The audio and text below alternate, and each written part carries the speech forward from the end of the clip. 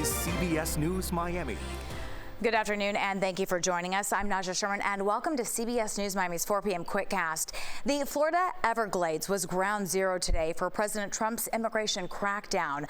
President Trump and other federal officials were joined by Governor Ron DeSantis and state officials on a tour of what is being called Alligator Alcatraz. The controversial migrant detention center could start filling beds as soon as today. CBS News Miami's Morgan Reiner reports. Right now, there are protesters lined up by the entrance to Alligator Alcatraz over there. Our photographer Brian is going to zoom in for you so you can see some of them. They're holding up signs over there. And actually, recently, one of the founding members of the Proud Boys, Enrique Tarrio, and his group showed up here to the scene, and you just heard people protesting out here, running up and down the crowd with a megaphone, telling everyone not to engage with the counter-protesters, aka Enrique Tarrio and his group. Do not engage with them.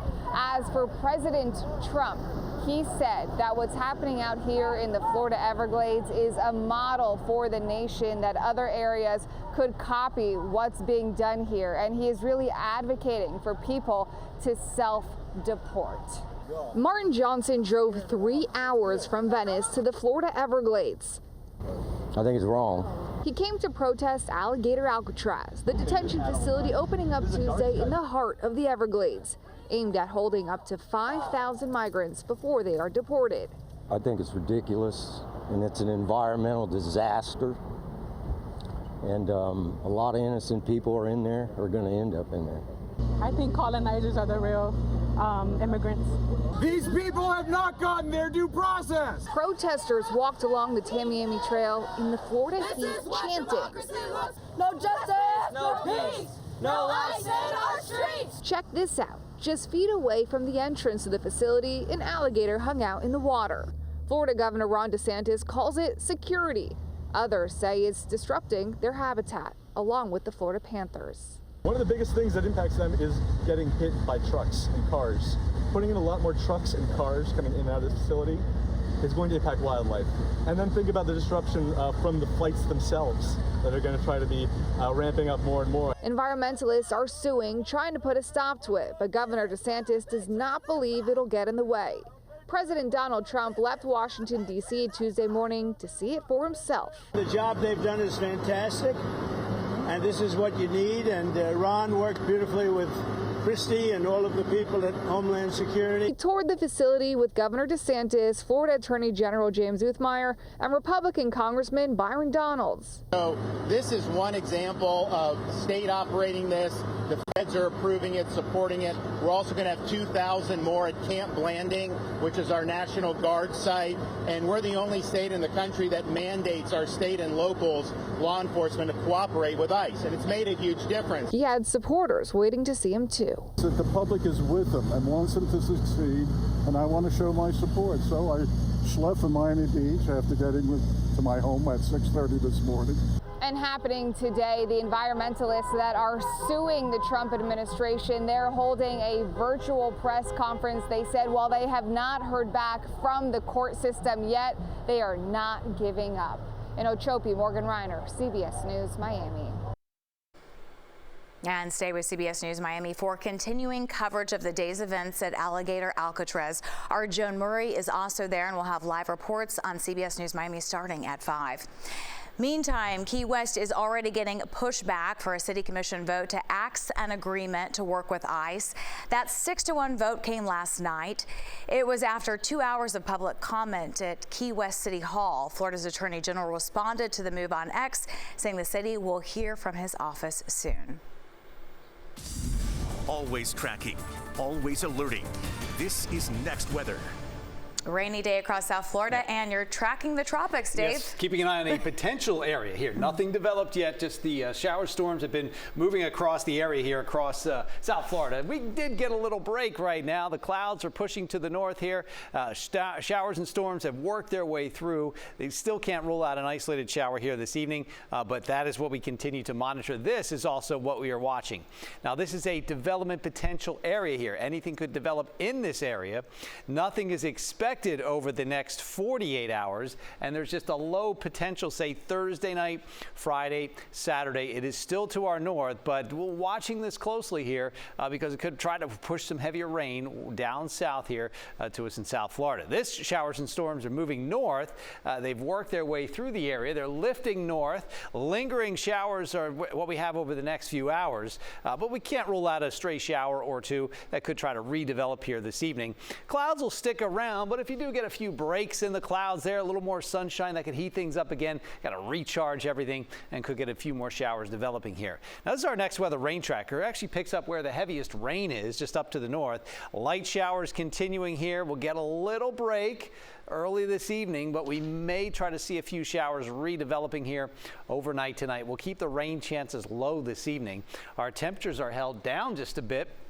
Nice break from the heat. The clouds are around, so we'll keep these numbers down into the mid to low 80s.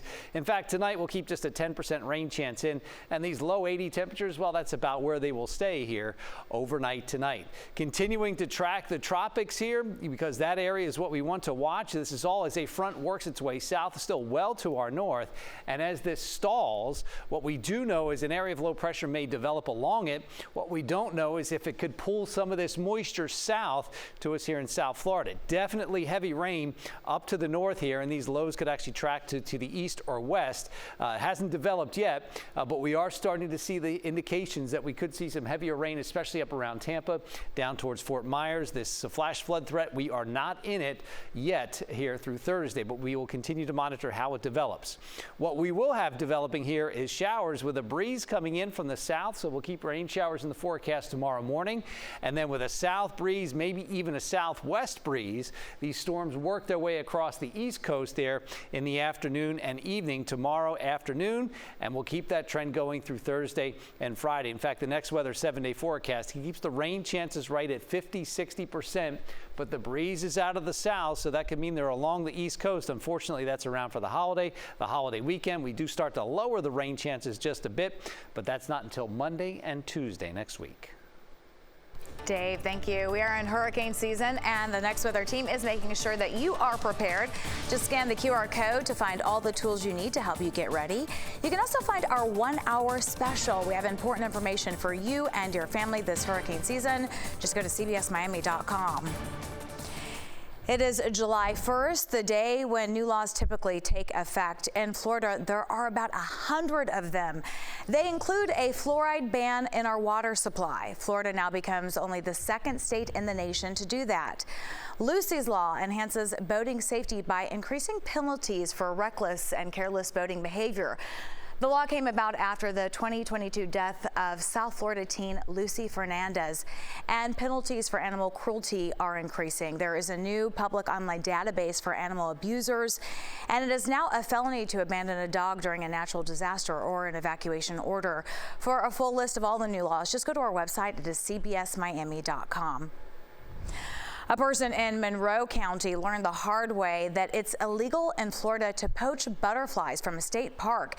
That person reportedly had 10 butterflies in possession and was arrested. The agency posted a reminder on social media saying it is illegal to pick a flower or capture an insect from a state park or a wildlife management area. A second town hall meeting is set to take place tonight in Miramar. It's to discuss the Miami-Dade incinerator project. The old Opelika West airport location near Miramar is among the sites being considered. The other sites are in Medley and keeping it in the original Doral location. The proposed incinerator will replace the old Doral incinerator that caught fire in 2023. The meeting is set for 6:30 at the Sunset Lakes Community Center. Some helpful news for people heading to public parks in Miami ahead of the 4th of July holiday. About a dozen parks are now offering free public Wi-Fi. The city says this is part of a phase 1 of the Wi-Fi for Parks project. One of the parks on the list is Domino Park in Little Havana. The goal is to offer a seamless internet connection to thousands of residents and visitors in our area, especially in lower income neighborhoods. Not one, not two, but 3 Panthers have re-signed 3 players critical to another Stanley Cup run during this offseason. Winger Brad Marchand and defensiveman Aaron Ekblad both agreed to extensions yesterday. Ekblad for 8 years and Marchand for 6 years. It follows the news of Sam Bennett re-signing with the Cats also for 8 years. Expect a whole lot more Dairy Queen visits for the squad. Go Cats. When we come back, doctors save lives every day in the operating room by performing surgeries on others. How one surgeon is making Miami proud by undergoing surgery on himself and why he's doing it. Stay with us. Miami Proud is presented by FPL, working for you every single day. Learn more at fpl.com/value. Welcome back to CBS News Miami's 4 p.m. Quickcast. In this week's all-new Miami Proud, we introduce you to a South Florida surgeon who went under the knife himself to help save a life. Dr. Daniel Aguian saves lives as a neurosurgeon at Memorial Healthcare System. But his commitment to helping others goes way beyond the operating room. In 2021, the father of 4 donated one of his kidneys to a complete stranger, a 29-year-old woman in New York whose life depended on finding a match. Preventing a young woman from having to be on dialysis and the potential of, a normal, healthy life for a young woman, but it is something that is one of the most impactful and really deepest messages that I can give to my family and to my kids, and to ultimately show them what it is that we have to do. His story doesn't end there. In October of 2023, while visiting family in Israel during the Jewish holidays, Dr. Aguian found himself amid the October 7th terrorist attack. Rather than returning home, he stayed to treat the wounded. In today's fast-scrolling world, what comes on your plate might depend on what's in your feed, and that's according to a new study. 3 in 4 people now make mealtime decisions based on what's trending online. The poll was conducted by Talker Research. It found that nearly everyone regularly encounters food on social media, and food-related posts make up about 40% of their feeds. More than half have saved enough viral recipes to fill a cookbook of their own. And that does it for your CBS News Miami Quickcast. I'm Naja Sherman. Stay tuned for more news right here on CBS News Miami, and have a wonderful day.